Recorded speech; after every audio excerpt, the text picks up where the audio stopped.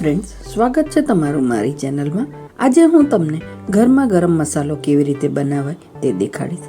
મારું માનવું છે કે આપણે ઘરમાં ગરમ મસાલો જો બનાવીએ તો આપણી જરૂરિયાત પ્રમાણે તેમાં વધઘટ કરી શકાય છે। અને બીજું કે ઘરમાં બનાવેલો મસાલો થોડો કરકરો હોય છે અને બહારનો એકદમ પાવડર ફોર્મમાં હોય છે।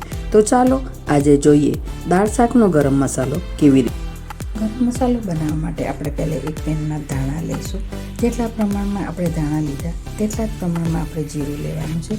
આપણે અહીંયા સાજીરું લીધું છે, તેથી જીરાનું પ્રમાણ ઓછું રાખીએ છીએ।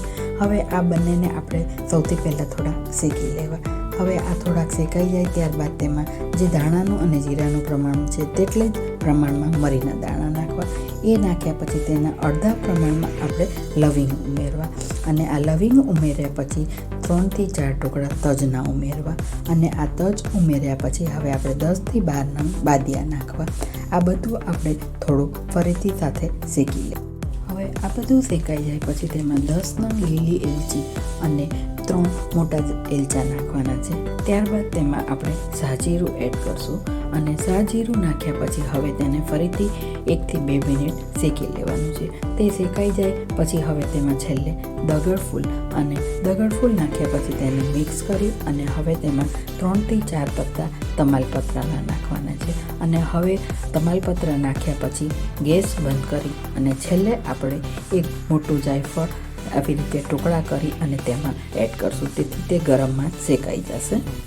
હવે આપણે જે ખડા મસાલા શેક્યા છે તેને આપણે સાવ ઠંડા થવા દઈશું અને એ ઠંડા થઈ જાય પછી તેને મિક્સર ગ્રાઇન્ડરમાં ક્રશ કરી લેવાના છે અને ક્રશ કરીને જે પાવડર રેડી થાય એ પાવડર પણ એકદમ ઠંડો થઈ જાય પછી જ તેને આપણે એક એરટાઇટ બરણીમાં ભરવાનો છે, તેથી તે 12 માસ સુધી એવો ને એવો જ રહેશે। તો જોયું ને ફ્રેન્ડ્સ, કોઈ પણ ઝંઝટ વગર ઝડપથી અને તે પણ આપણા ટેસ્ટ મુજબનો ગરમ મસાલો રેડી થયો છે।